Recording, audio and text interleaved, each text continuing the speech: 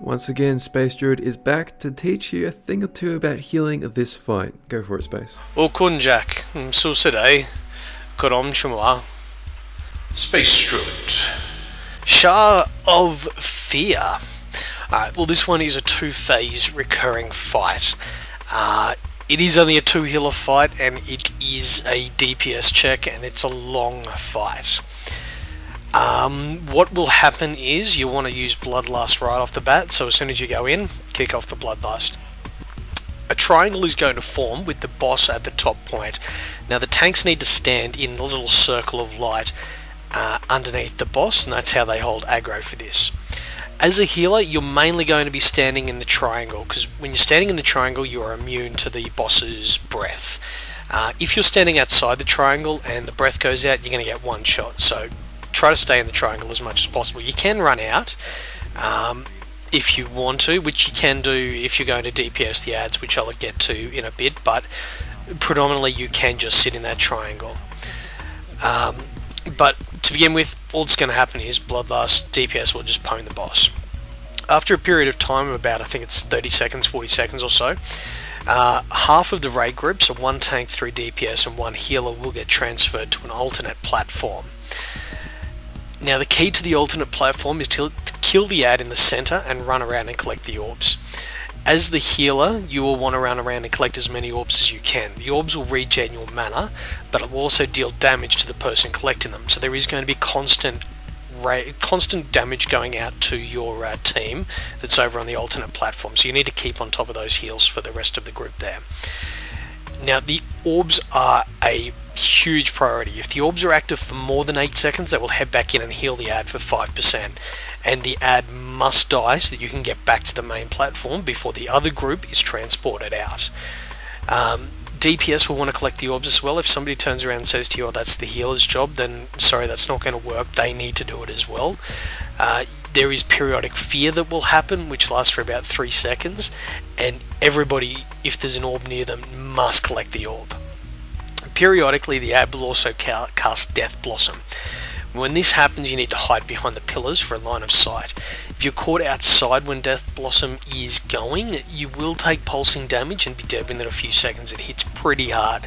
So if you are in that kind of phase where you're trying to get behind it, you may need to pop any kind of damage reduction cooldown that you've got, or a health stone, just until you get behind the pillar.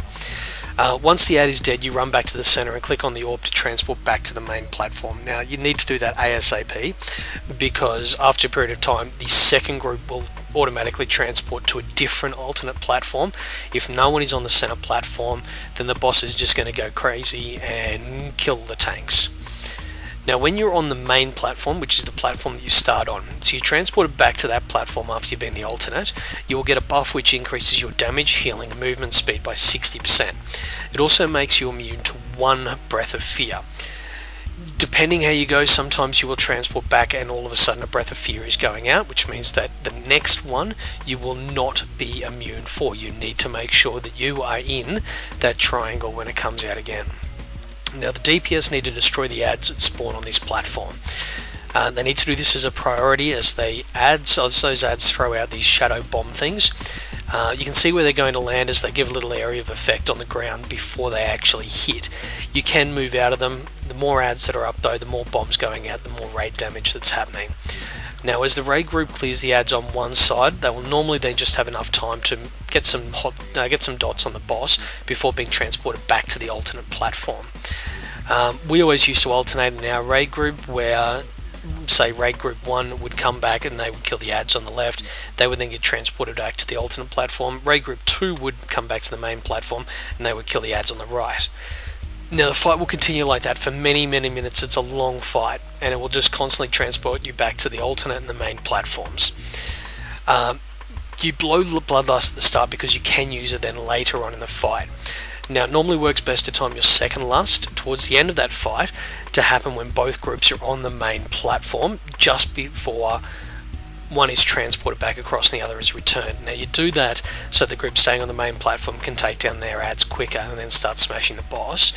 And then when the alternate platform group goes over there, they can also benefit from Bloodlust to get their AD down quicker, so they can then return and focus kill the boss.